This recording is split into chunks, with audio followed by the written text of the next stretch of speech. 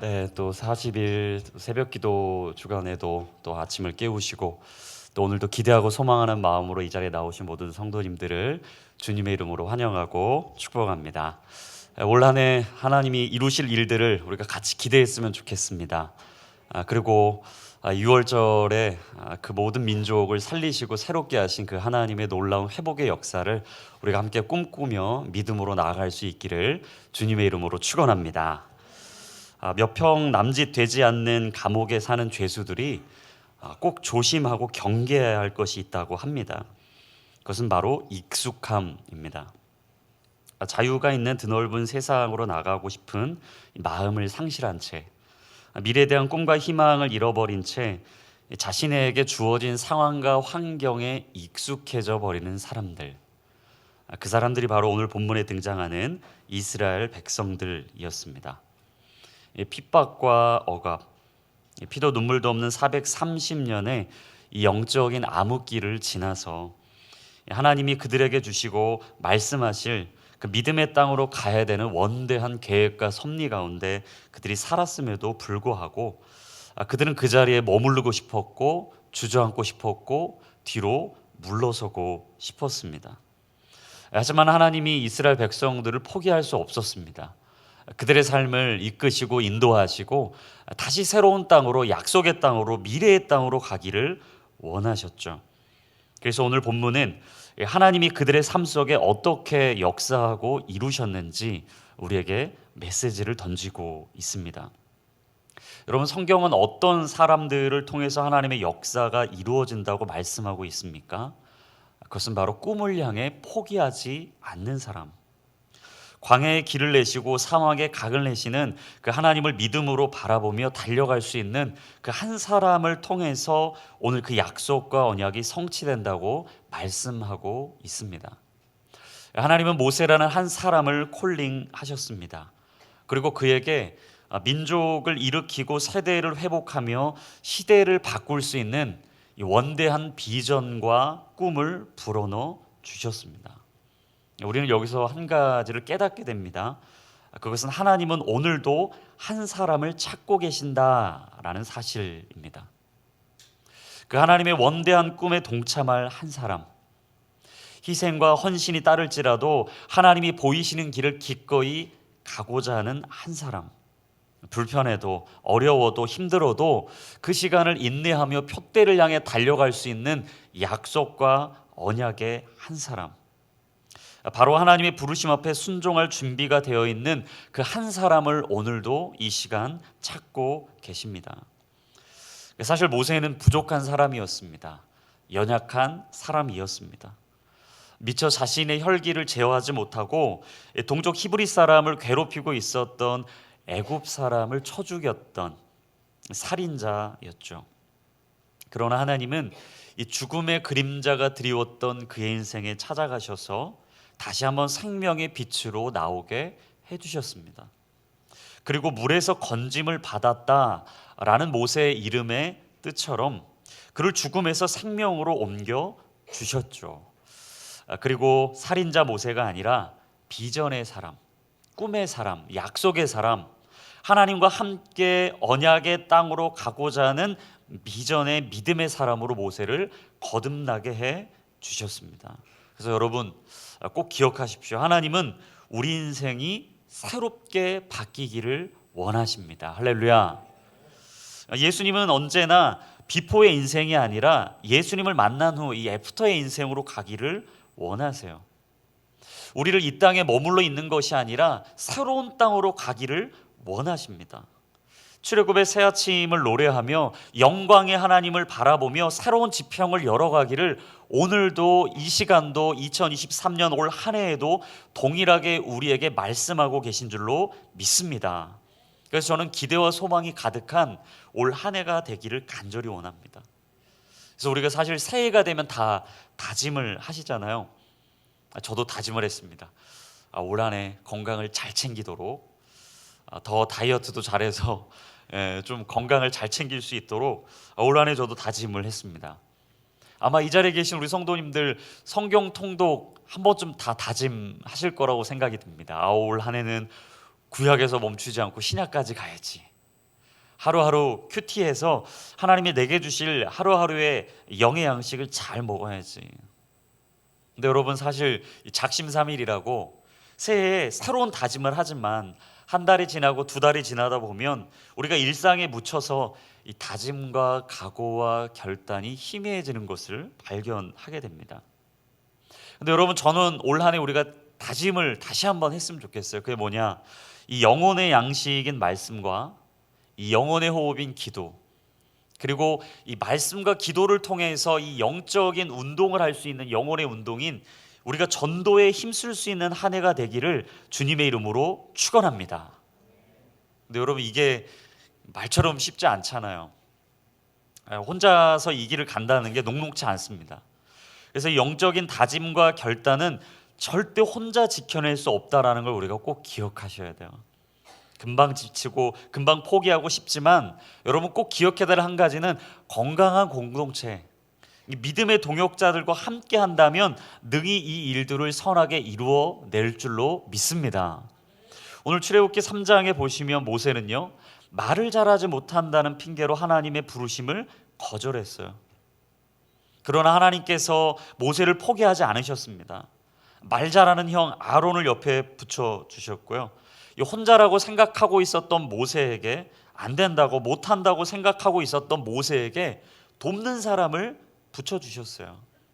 창세기 2장에도 마찬가지입니다. 길을 잃어버리고 있었던 아담에게 하나님은 그 아담을 도울 수 있는 배필로 하와를 붙여주셨어요. 여러분, 우리가 교회에서 믿음 생활을 하다 보면 여러 유형의 사람들을 만나게 됩니다. 크게 교회에 두 가지 유형이 있다고 해요. 첫 번째는 바울형이에요. 바울형. 짐작이 다 되시겠지만 이 바울형인 사람들은요, 불도저 스타일입니다. 한 성격 하는 거죠. 뭔가 비전이 있고 꿈이 있는 곳에 꼭 그분이 있습니다. 그리고 안 될 것만 같고 못할 것만 같은데 그분이 있으면 꼭 그 일을 해내게 돼요. 놀라운 사실은 영적인 돌파력뿐만 아니라 하나님이 그의 마음에 심어주신 열심과 진심과 전심이 있기 때문에 모든 막힌 담을 무너뜨리고 하나님이 보여주신 이 약속의 땅으로 반드시 가게 되어 있습니다. 근데 언제나 좋은 게 있으면 이 반대편도 있는 것처럼 문제를 혼자 해결하다 보니까 팀 사역이 잘 안 될 때가 있어요. 옆에 있는 사람도 좀 기억해주고 옆에 사람과 함께 그 길을 가야 되는데 혼자 달려가기 바쁜 거죠. 그래서 그 옆에 항상 어떤 유형이 있죠? 바나바 유형이 있습니다. 바나바 형은요, 있는 곳에 늘 화평이 있는 거예요. 옆에 사람하고 손잡고 같이 갈 수 있을 뿐만 아니라 성격이 차분하시고 온순하셔서 사람들 한마디 한마디를 다 귀담아 듣는 거죠. 마음에 담고 중보하고 기도해 주는 거예요. 근데 이 바나바 형의 단점은 뭐냐? 일이 추진이 안 되는 거예요. 내일 수련회고 다음 주면 아울리치를 가야 되는데 준비가 잘 안 돼서 조금 답답해질 때가 있습니다. 시간은 많이 지났는데 이게 손에 잡히는 결과물이 없는 거예요. 근데 여러분, 우리가 꼭 기억해야 될 것은 다른 것은 틀린 것이 아니라는 말처럼 우리가 사실 누가 맞고 누가 틀리다 말할 수 없습니다. 결론 낼 수 없습니다. 그러나 한 가지는 꼭 기억해야 돼요. 그것은 다름을 통해 얻게 되는 아름다운 열매가 너무나 많다라는 거죠. 바울형이신 분들 때문에 우리의 영적인 이 돌파가 이루어지고요, 바나바 유형이신 성도님들 때문에 우리 안에 연합과 일치가 이루어지는 거예요. 자존감이 바닥을 치고 있었던 모세에게 하나님은 지원군을 보내주셨어요. 형 아론을 붙여주셨어요. 그의 마음에 든든한 동역자를 붙여주셨어요. 그걸 통해서 모세는 다시 일어설 수 있었습니다. 혼자서는 어려웠을 이 출애굽이라는 새 역사를 하나님은 모세와 아론이라는 두 사람을 통해서 출애굽의 새 아침을 준비하신 거죠. 저는 올 한 해 우리 성도님들을 축복하는데 여러분들의 인생 가운데 아름다운 돕는 동역자들을 만나시기를 주님의 이름으로 축원합니다. 다르다고 여러분들의 마음의 불편함 대신 다름을 통한 아름다운 열매를 기대하시며 아름다운 동역의 자리로 나아갈 수 있는 기도의 삼겹줄로 묶이는 공동체가 되기를 주님의 이름으로 축원합니다. 오늘 본문을 보시면 출애굽기 12장 바로 전에 이 모세와 아론은 계속해서 11장까지 바로 왕과 목숨을 건 치열한 한판 승부를 펼쳤어요. 하나님은 마음이 강팍해서 이스라엘 백성들을 보내고 있지 않은 이 바로 왕과 이집트 땅에 10가지 재앙을 내리셨습니다. 근데 이 이집트에 내린 10가지 재앙을 통해서 우리는 참 독특하고 특이한 점을 발견하게 됩니다.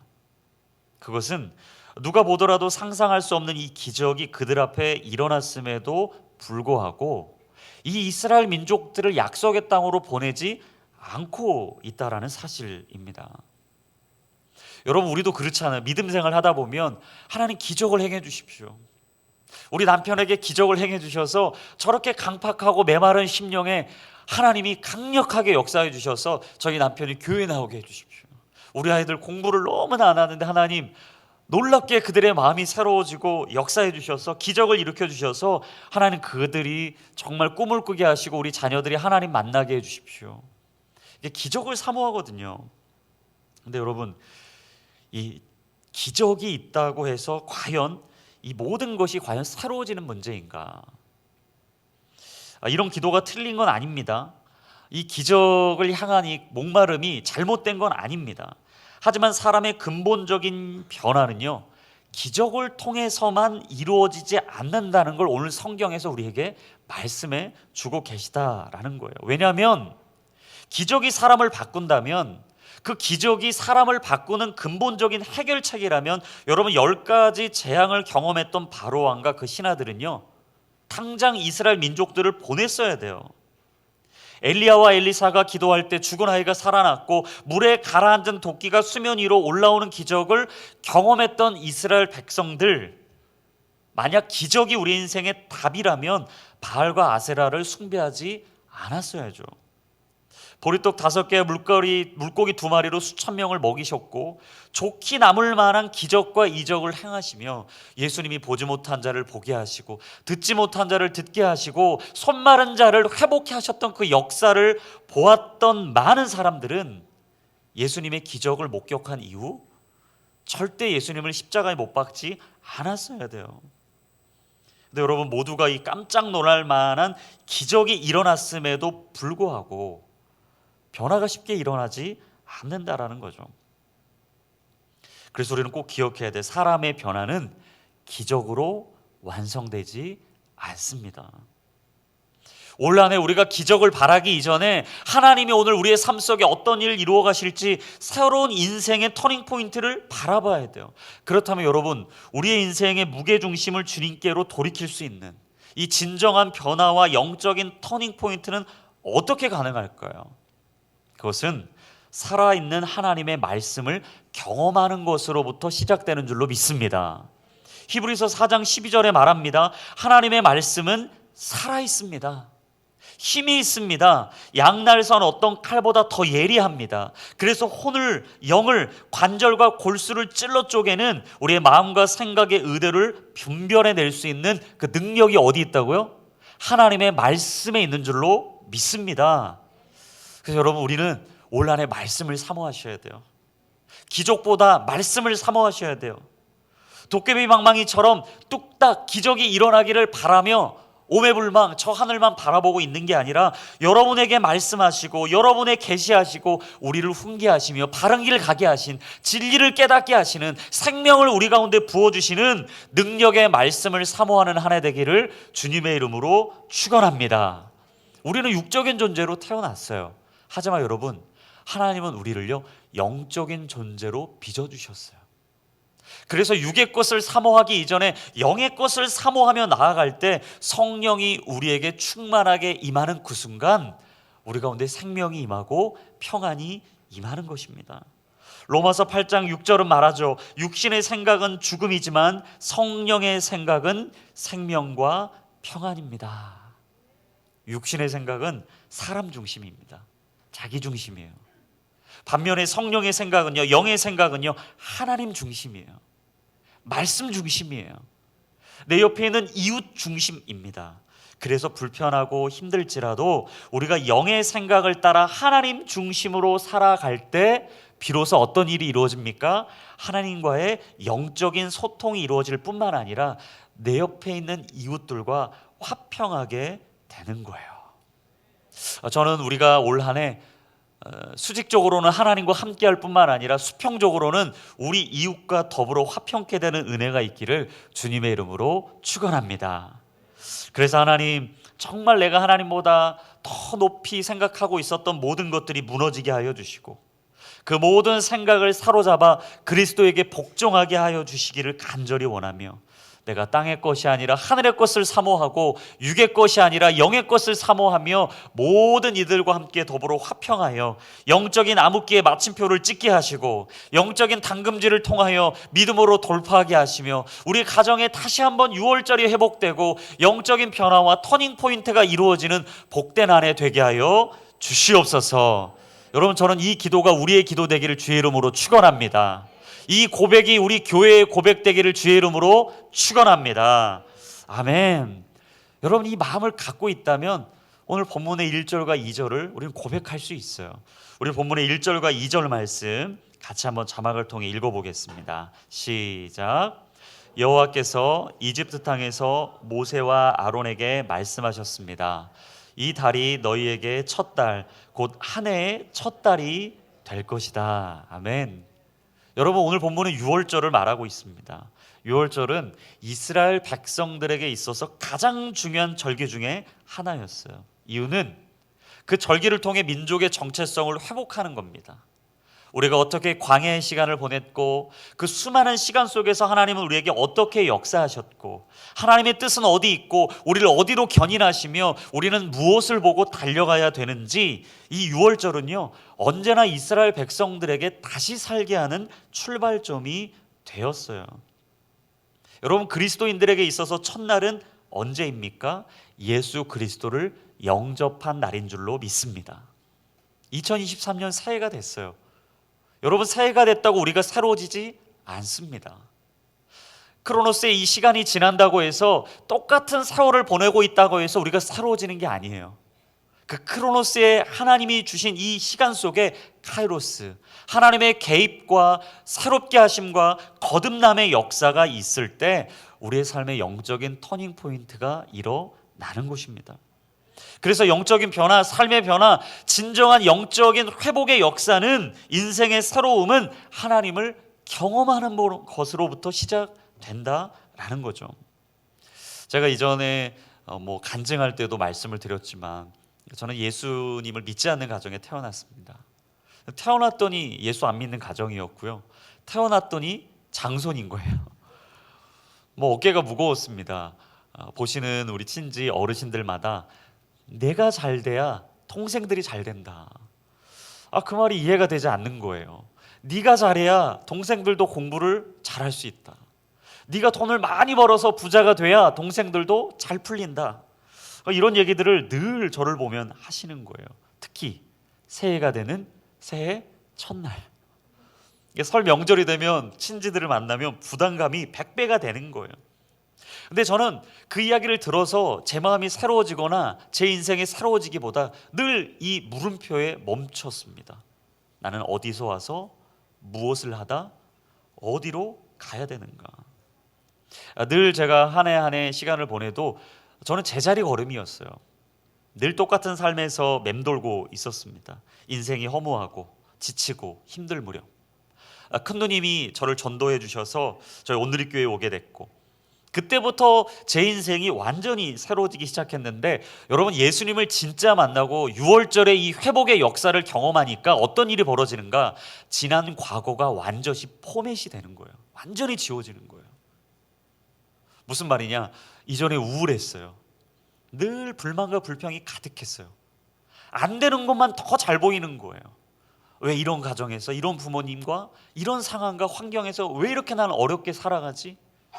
하지만 예수님을 진짜 만나니까요, 이전의 과거의 삶이 완전히 지워지는 거예요. 기억이 안 나요.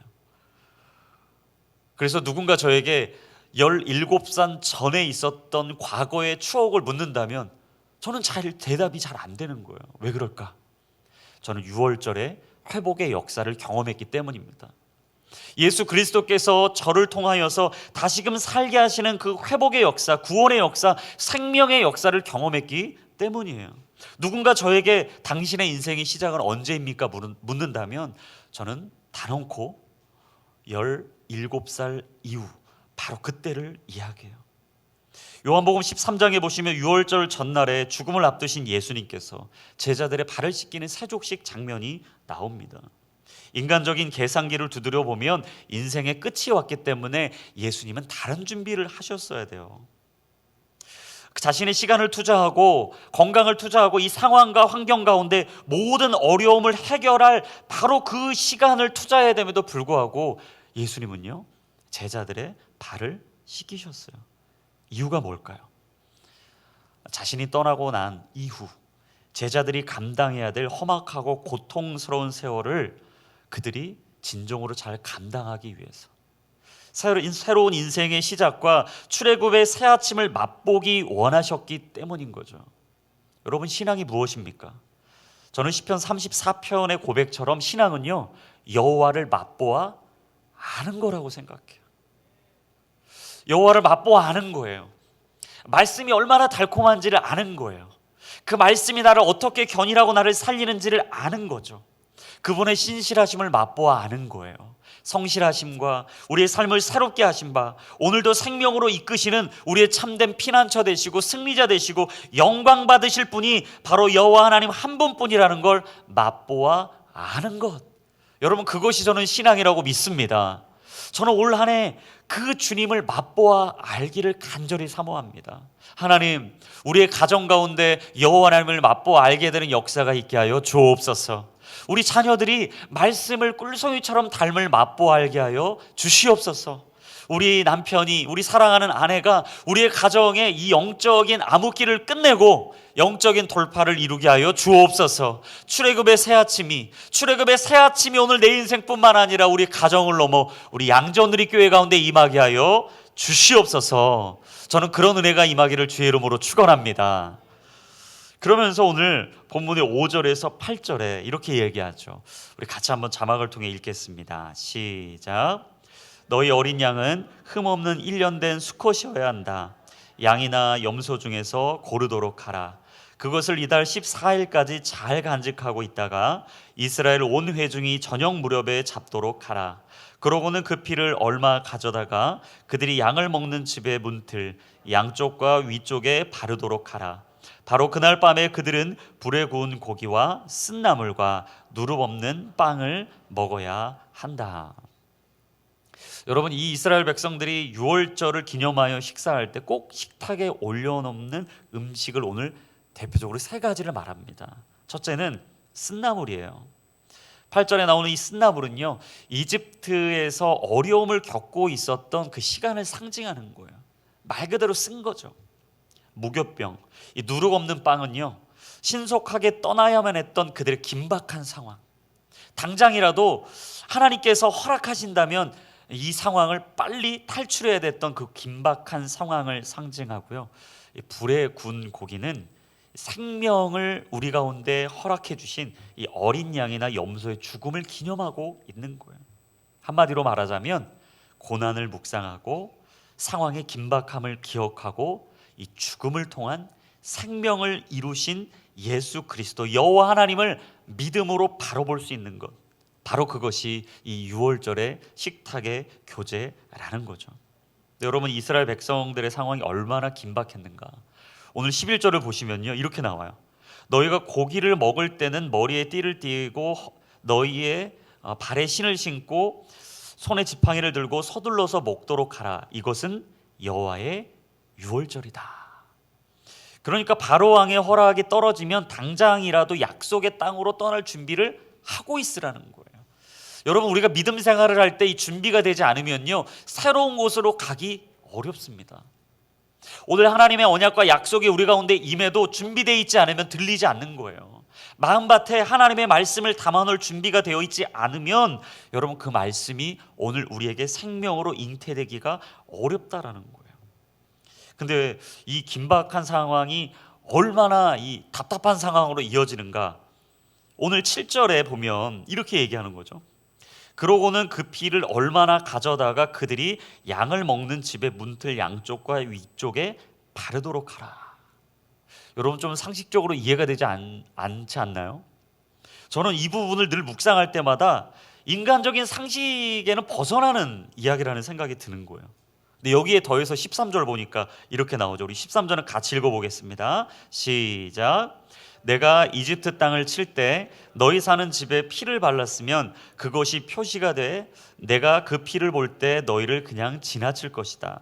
그러므로 재앙이 너희에게 내려 너희를 멸망시키는 일이 없을 것이다. 황당한 얘기죠. 문설주와 임방에 피를 바르면 살고 안 바르면 죽는다는 거예요.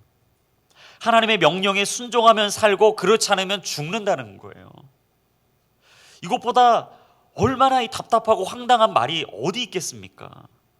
근데 솔직히 분석적이고 의심이 많은 도마형 같은 스타일은 이런 말씀이 임해도 믿을 수가 없는 겁니다.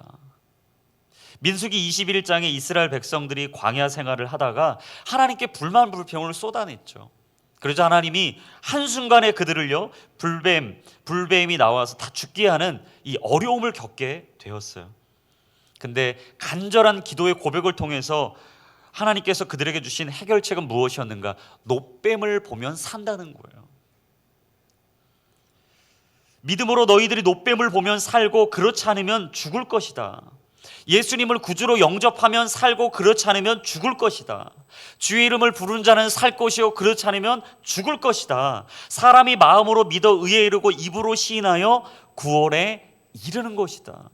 여러분 예수 안 믿는 사람들은 이 말이 황당한 거예요. 믿겨지지 않는 거예요. 문설주와 임방에 피를 바르는 거랑 똑같은 거예요. 놋뱀을 보는 거랑 똑같은 이유인 거예요. 근데 여러분 그래야 산다고 말씀해 주세요. 그럴 때마다 사단 마귀가 우리에게 거짓을 속삭이며 조롱하는 거예요. 저런 황당한 얘기를, 말도 안 되는 이야기를, 상식에 어긋난 이야기를, 아니 네 상황이 얼마나 급박한데 2023년 경제가 그렇게 어려운데 11조를 한다고? 감사헌금을 한다고? 지금 너의 삶에 최선을 다해서 더 열심히 살아도 현찬을 파내 새벽을 깨우고 하나님 앞에 예배를 결단한다고? 주일날 한 번이면 됐지. 아니 잠깐 와서 예배 드리고 가면 됐지. 사역팀에 들어가고 헌신하고 수고하고 내가 그 사역을 굳이 계속해서 이어갈 필요가 있을까? 우리 자녀들로 따진다면 네가 공부를 더 해야지. 그 시간에 학원을 하나 더 가야지. 하나님 앞에 예배하고 말씀 듣고 기도한다고 밥이 나오냐 떡이 나오냐 성적이 오르냐. 여러분 수요 오전 예배를 지켜가고 우리가 한 주에 이 가장 중간에 있는 이 시간을 주님 앞에 드린다는 것은요 우리의 옥합을 깨뜨리는 거예요. 문설주와 임방에 피를 바르는 거예요. 놋뱀을 바라보는 결단인 것입니다. 여러분이 정말 하나님이 주신 것들을 기꺼이 지켜가겠다는 믿음의 고백, 바로 거기로부터 우리의 출애굽의 새 아침이 시작된다라고 오늘 주님이 말씀하고 계신 거죠. 그래서 여러분 꼭 기억하십시오. 믿음의 시작은요 이해가 아니라 순종이에요. 예수님은 이해를 말하고 있지 않습니다. 우리에게 순종을 요구하세요. 성경 말씀은 어디에도 66권 어디에도 우리에게 이해하라고 말씀하지 않습니다. 발라라, 채우라, 먹이라, 세우라 우리에게 주시는 명령인 것입니다. 그러므로 믿음은 들음에서 나며 들음은 그리스도의 말씀으로 말미암느니라. 할렐루야. 여러분의 말씀 가운데 하나님이 주시는 그 말씀과 언약과 약속 가운데 여러분의 믿음이 더욱더 자라나기를 주의 이름으로 축원합니다. 그 말씀을 들을 때 여러분 안에 생명이 임하기를 주의 이름으로 축원합니다. 여러분 한 사람만 살아날 뿐만 아니라 순이 살아나기를 주의 이름으로 축원합니다. 우리 양전누리교회 순이 살아나고 다락방이 살아날 때 우리 교회는 부흥하게 될 거예요. 할렐루야. 여러분 저는 꿈을 꿨으면 좋겠어요. 출애굽의 새 아침을 꿈꿨으면 좋겠어요. 우리가 우리 교회만 잘 되는 게 아니라 이 지역과 고을을 넘어 이 나라와 민족을 넘어 저는 열방을 품었으면 좋겠어요. 할렐루야. 여러분 열방을 품을 수 있는 참 좋은 교회 여러분 다니고 계십니다. 우리 주변에 선교사님들이 훈련받고 계세요. 곧 있으면 또 이 FA 젊은 청년 대학 청년들이요 또 들어올 거예요. 그게 끝나면 장기 선교사님들이 그 다음 이어서 또 오섬이 들어옵니다. 야, 참 이렇게 좋은 교회가 있을까? 하나님이 우리에게 영적인 무감각을 떨쳐내고 새로운 출애굽의 새 아침을 날마다 기억하며 유월절을 기념하라고 여러분 우리 주변에 선교사님들을 딱 붙여주신 거예요. 여러분 정신을 바로 차리십시오. 새해가 됐다고 새로운 다짐을 한다고 새로워지는 게 아닙니다. 우리 안에 영적으로 각오하셔야 돼요. 결단하셔야 돼요. 하나님, 내가 올 한 해, 아니 내 일평생 오직 주님만 보게 하여 주시옵소서. 나와 우리의 가족은 오직 주님만 바라보게 될지어다. 그래서 오늘 14절의 마지막 뭐라고 말씀하시죠? 같이 읽어볼까요? 시작. 이날은 너희가 기념해야 될 날이다. 너희는 이 날을 대대로 여호와께 절기로 지켜 드려야 할 것이다. 아멘. 여러분, 이 날을 기념하십시오. 기억하십시오. 날마다 새기십시오.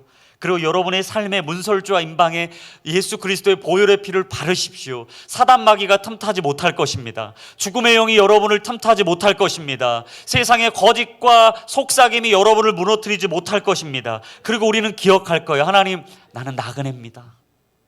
나는 나그네입니다. 잠시 왔다 하나님 품 안에 가는 나그네입니다.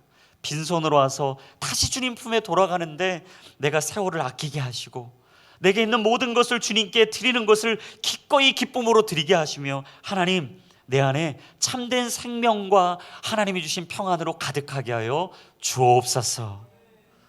C.S. 루이스가 이런 말을 했어요. 친절한 하늘 아버지는 우리가 이 땅에서 여행하는 동안 묵을 멋진 여관을 많이 준비해 놓으셨다. 하지만 그곳을 영원한 집으로 착각하지 않도록 세심한 주의를 기울이신다. 그래서 가끔 고난이 필요하다. 이 땅이 영원한 나라가 아님을 가르쳐주기 위함이다. 여러분, 이스라엘 백성들에게 있어서 유월절은요, 다시 하나님께로 돌아가는 날입니다. 힘들고 어려웠던 그때를 기억할 뿐만 아니라 하나님이 어떻게 애굽 땅에서 우리를 탈출하게 해주셨는지, 억압과 압제와 죽음에 쌓여 있었던 우리의 인생을 어떻게 진리 가운데 자유롭게 해주셨는지를 기억하는 날이에요. 예수 그리스도의 보혈은 그런 능력이 있습니다. 주의 보혈을 의지하고 주의 보혈을 선포하는 자들마다 저는 우리의 삶 속에 회복과 치유가 일어날 줄로 믿습니다.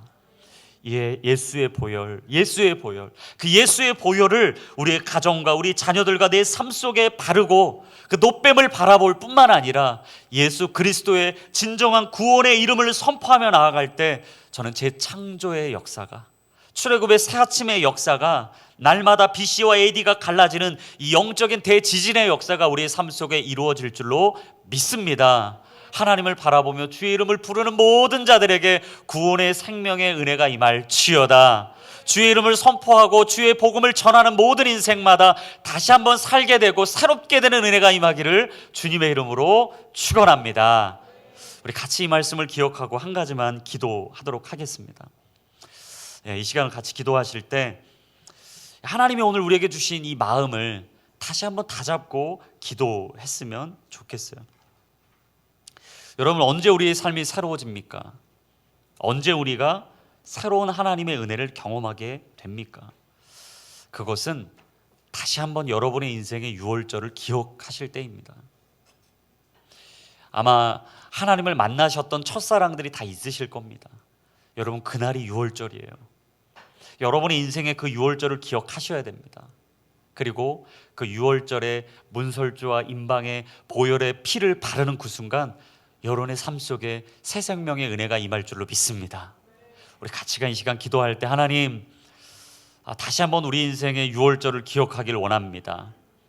주의 보혈을 내 삶 속에 정말 다시 한번 기억하며 고백하며 살기를 원합니다.